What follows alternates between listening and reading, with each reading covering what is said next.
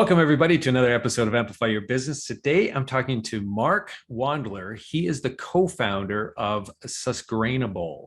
And so, welcome to the show, Marc. Tell me a little bit about the business that you've created. Yeah, thanks so much for having us, Lance. So the business, Susgrainable, the quick spiel is we turn beer waste into delicious baked goods and baking ingredients. Latest item is baking mixes. So things that people can make at home. We started out with baked goods. We knew that any food business, you need to make it delicious and you need to get it in people's mouths. And then we just made little iterations until we had the right recipes.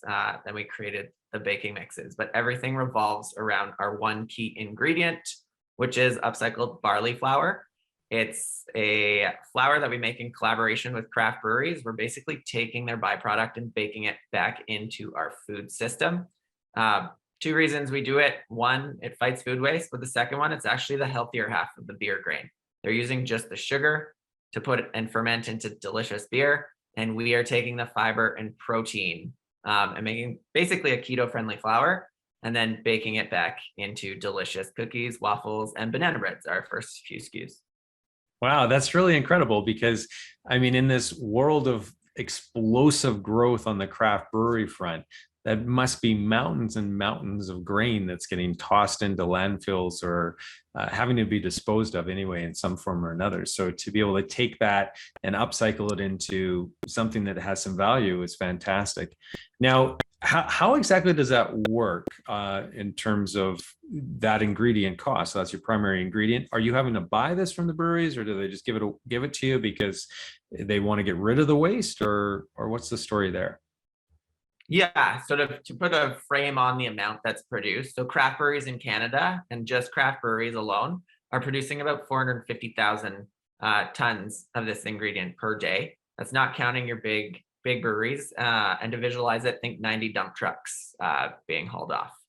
Oh. So that's how big the problem is. It's a daily problem. And so the interesting thing is this actually, a lot of people who start craft brewers, a lot of craft brewers start it for fun. It's a nice little community project. And it's often the most overlooked thing. They don't realize that they have to deal with the byproduct at the end. So in some urban centers, they have to pay for it as a waste management problem. Some places, if you're close to farmers and you have that relationship, it actually goes to animal feed, which isn't too bad. But we're learning more and more that farmers don't want it all. They don't need it all. And they don't want to drive into the city and be hauling out something that's like 70 to 80% water. So yeah, no, it's a pain in the ass for breweries. Hopefully I can say ass on your podcast.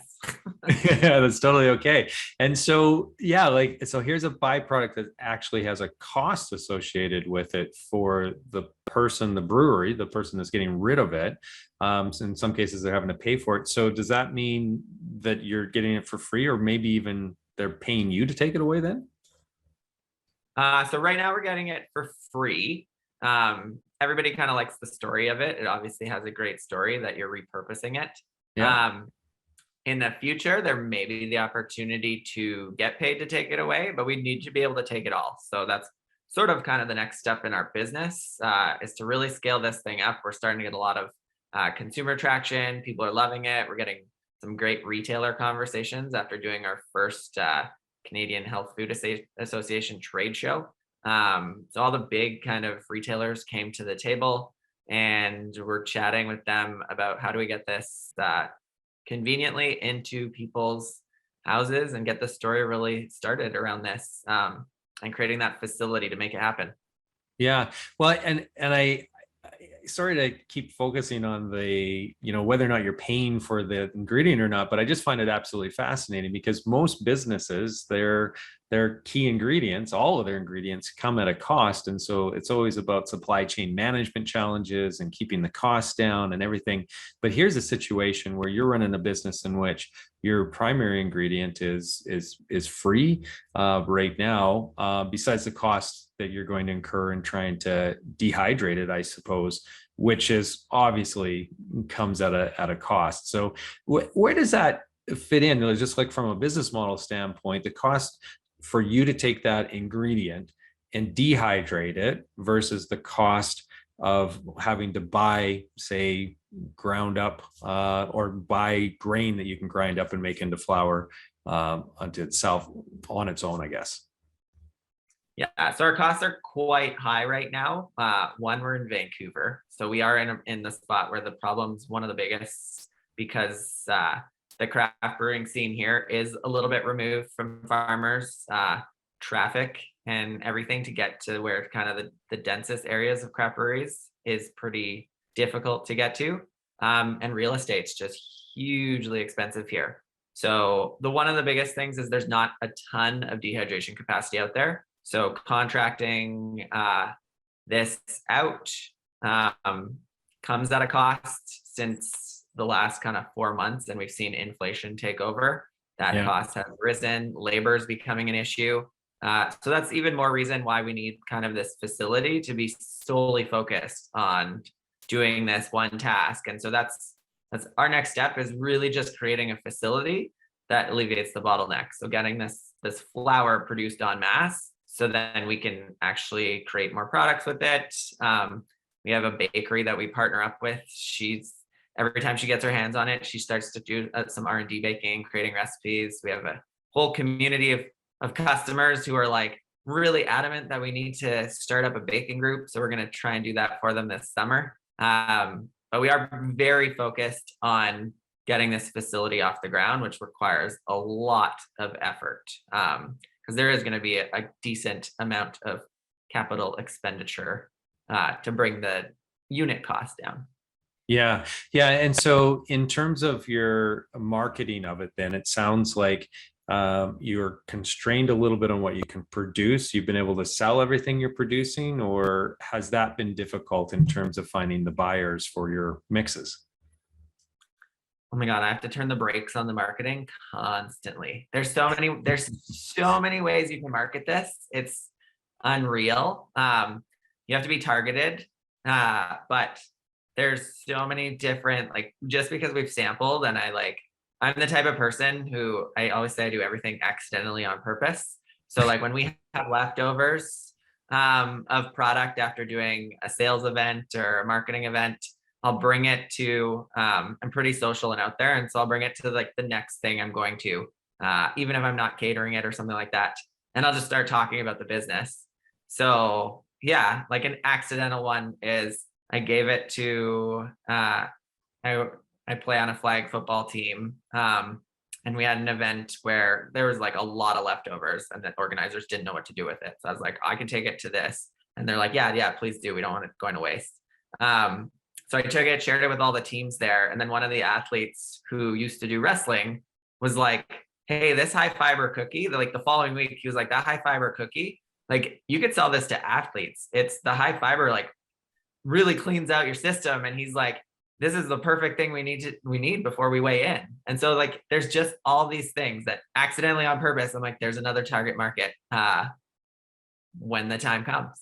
That's so exciting, right? When you have that ability to just have people coming to you saying, we want this, and giving you all those ideas on how best to market it or where it's going to fit within the overall industry. And you're right, like it's such a unique product that accidentally becomes such a valuable product as well, right? Like it's just the essence of it itself is kind of accidental in how it becomes a super premium product, actually. Yep. And it's literally because I work with dietitians. In my former past experience when I worked in healthcare, I worked alongside a lot of dietitians, and we were specifically focused on the diabetic market because type 2 diabetes has really taken off in North America. And it's a big reason is how much sugar we're eating. Yeah. But the other thing is we've dropped all the fiber from our diets. Like highly processed means we've pretty much removed a lot of fiber, and we like the simple sugars. Like our taste buds, our brain loves that kick.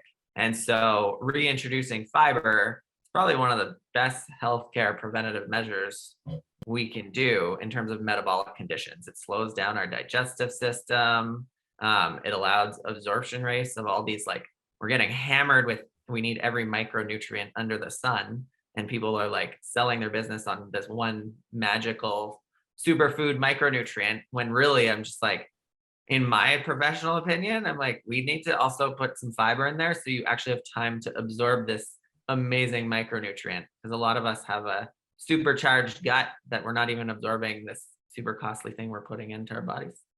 Yeah. So on the development side of it, when you're developing these recipes of the pre-mixed packages that you have for people to use in their baking, that was it quite difficult to find something that is still going to taste similar to what they're expecting it to be, with it being such high fiber, high protein source versus the traditional flour sources?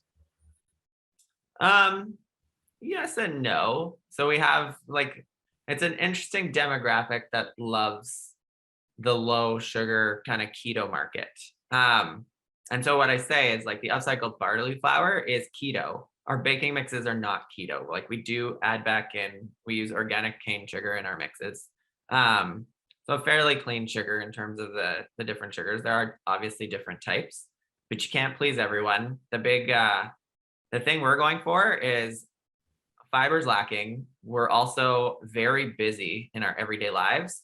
And so we're trying to be this like fix for the busy family who you can't be going out and buying individual baked goods, because if you have 4 or 5 people in your family, you're going to be going bankrupt pretty soon. So it's people who still love that easy to grab baked good, but needs to get it done in like 5 to 10 minutes. And then the fun side is that the kids, the teenagers, they really grab the sustainability side of the business.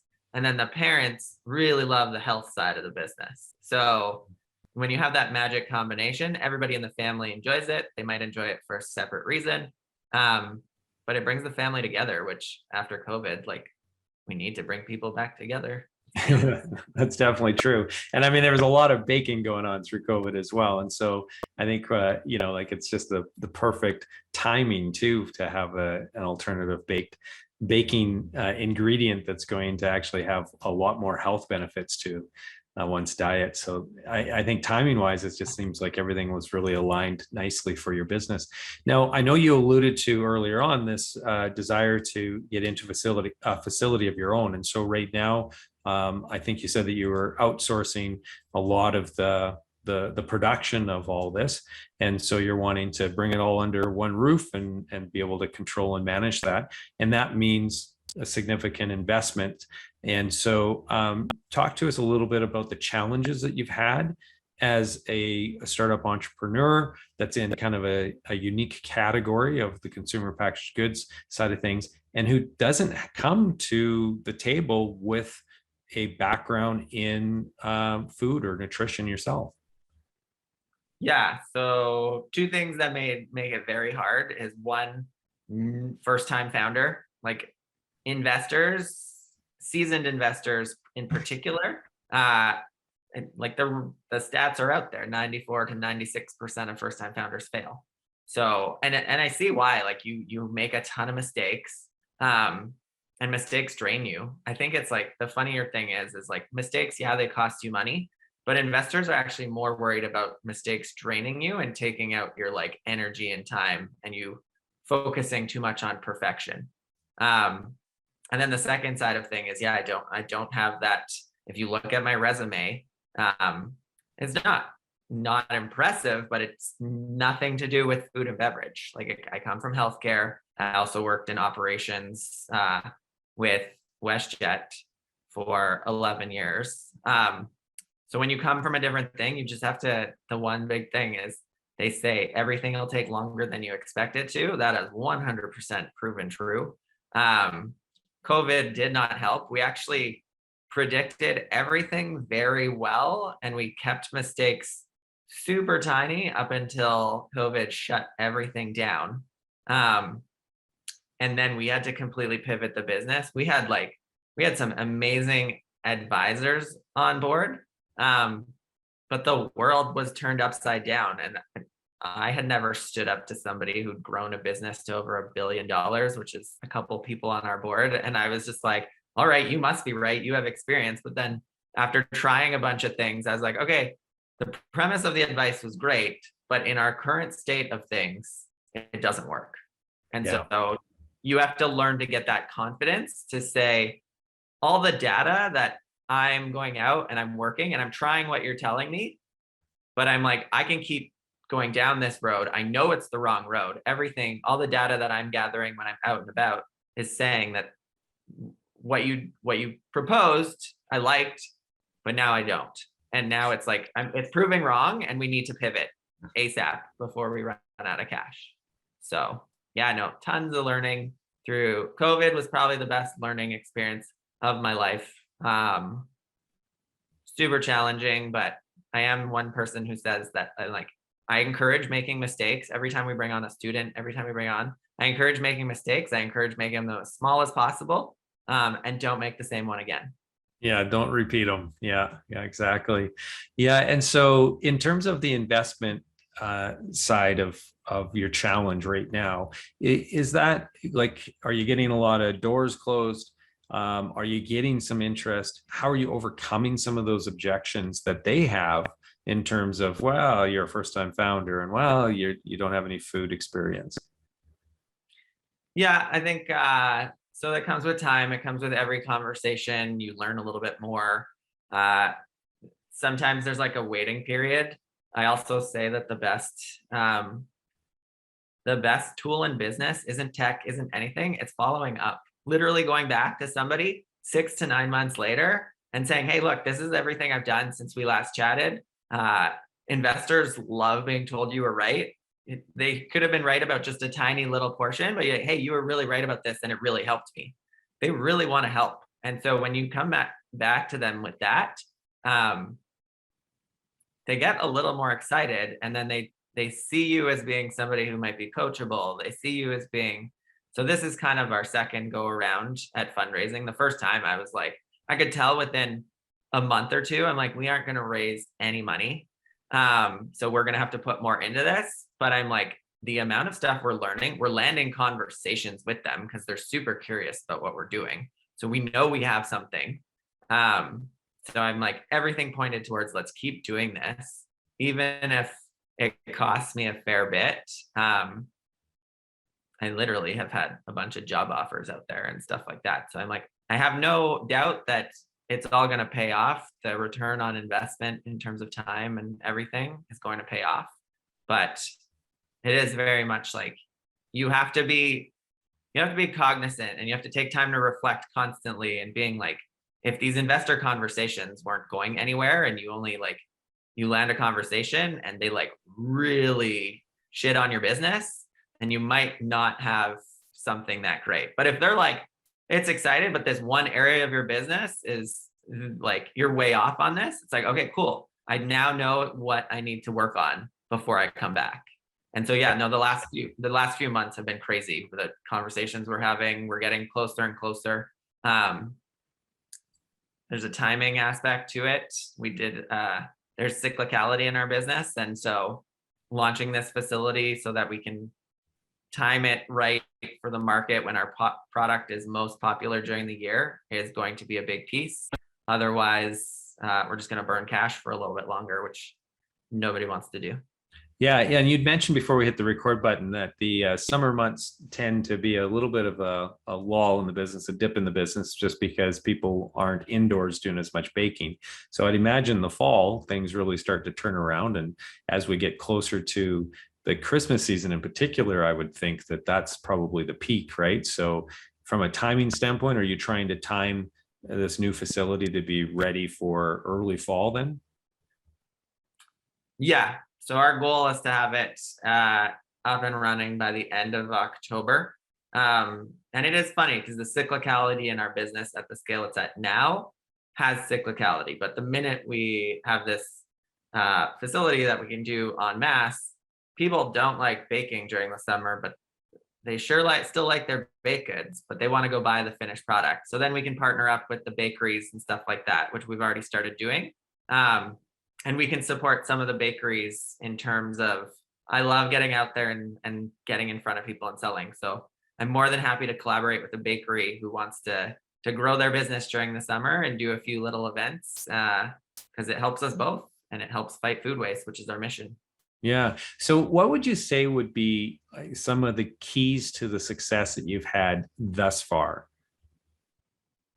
Uh, Keeping my energy levels like on fire all the time and taking rejection as part of the process. Yeah. Taking your lumps, but learning from them. Um, yeah, no, it's been, I can always see value in it. And even like, it's so funny because I have a fairly active LinkedIn, fairly active following. And most people are just like, you go through LinkedIn right now and you go through a lot of news cycles often and it's depressing. And then you come across my posts and they're like, oh my God, how are you keeping this level of optimism through everything that's going on? And I'm just like, I don't know, I'm pretty excited about what we're doing. And in terms of like the economy, I think the number one thing we need to do is make sure we have a, a more resilient local food ecosystem. And that starts with not wasting the sheer amount that we're wasting. Yeah, So, yeah, yeah. I think the mission is bang on. I love that, and yeah, like I love also what you were saying about there's always learnings there. So even when you're getting turned down by the investor, you're getting the opportunity to have a conversation where they might give you some sort of suggestion that it sounds like you're taking back to your business. What were some of the biggest I guess suggestions, changes that you were able to act on that came from those conversations that you were having? so we probably spent from after COVID and the amount of movement that was happening in the industry and everything. My skill set and my co-founder's skill set. So he's very much ops focused, like ops. He's good at bookkeeping, good at that, but not so much the financial forecasting and whatnot. I'm really good at ops and marketing. I came from operational background at WestJet when they did their tech overhaul so that they could start partnering with other businesses, and it wasn't going well. I was like the natural candidate who went into this irregular operations role, and so I said that like that was perfect training for uh, COVID because I literally would have thousands of people angry, and I was the person who would be like diffusing the situation and having to manage everything. So that was perfect training for what we're going through right now in this pandemic. On the marketing side of things, like sales and marketing, you just have to love what you're putting out there, and you love having to try things, partnerships. So that was really well, all in good.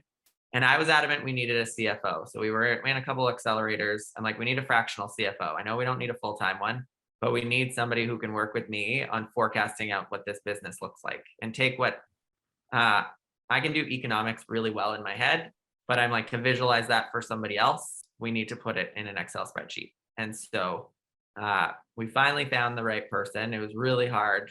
Vancouver's a big tech scene, not a ton of great finance people in CPG. There were some, but nobody had capacity. So that search to find that one kind of unicorn piece took a while. The minute we added that, within 3 months, it was kind of funny because everybody's like, no, you need a controller right now. I'm like, with the amount of stuff happening in the food space, with the amount of stuff happening in the world, I need somebody who can see it from a higher level. And yeah, within 2 months of working with us, he's like, holy crap, this business can become profitable like really, really fast if done right. It's like, exactly. So now we need to like, when you need to show in a spreadsheet what I've been seeing in my head for the last 2 years.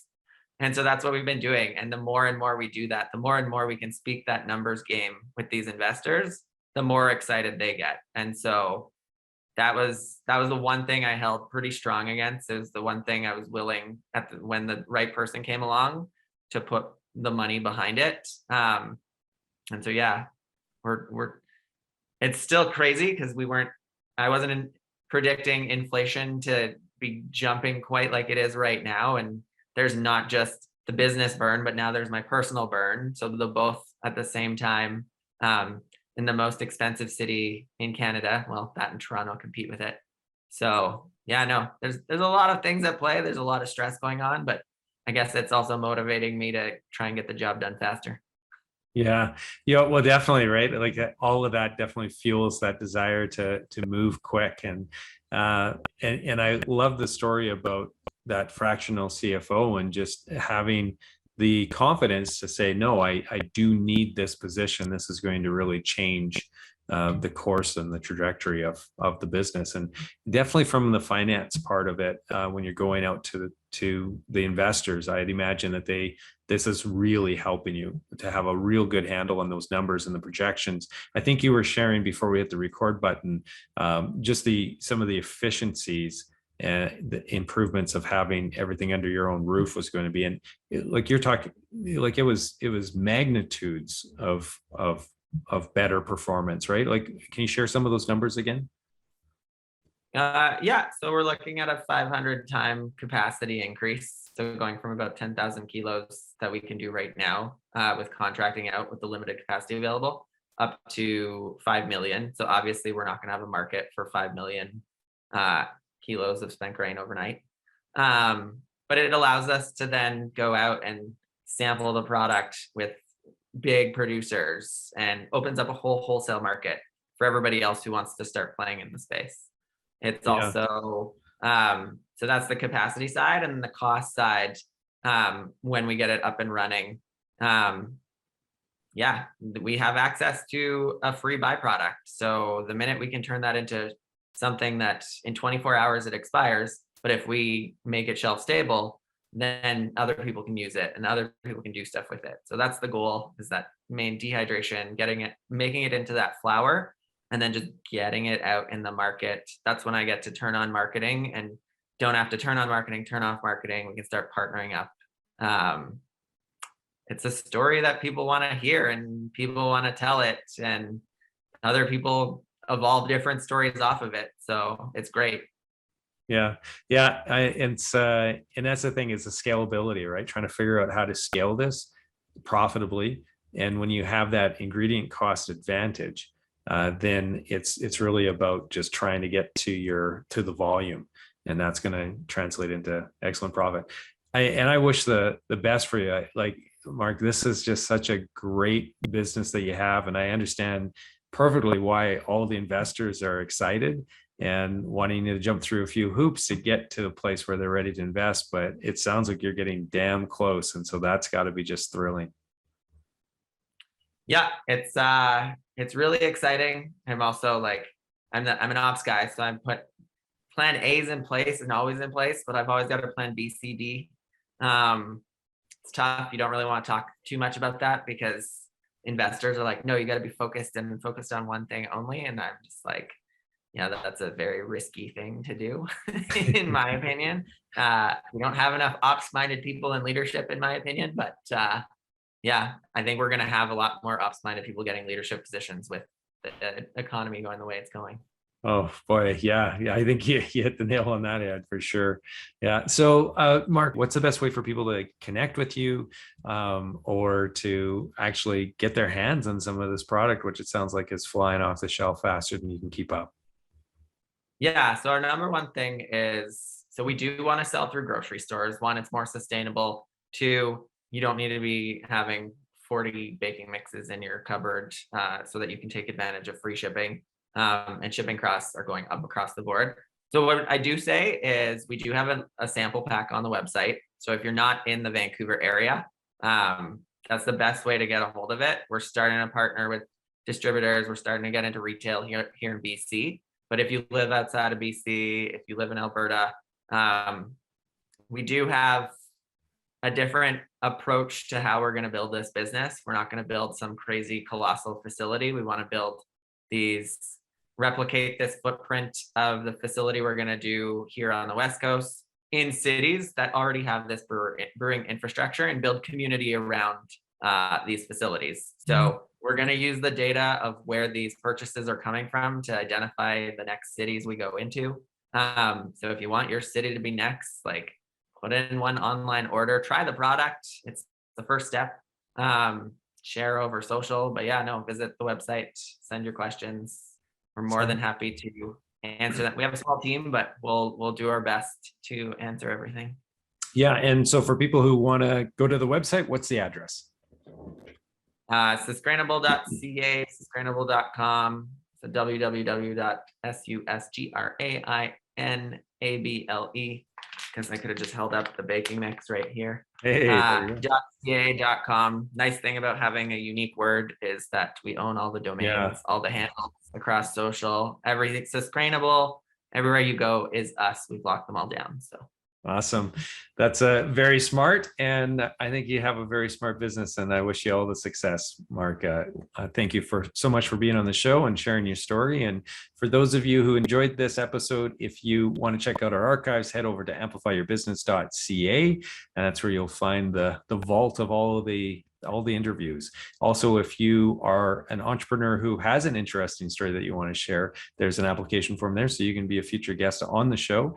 And if you like listening to podcasts instead of watching these video podcasts, you can find us in all of the common and major podcast platforms out there. So thanks again, Marc. Really appreciate you taking the time today.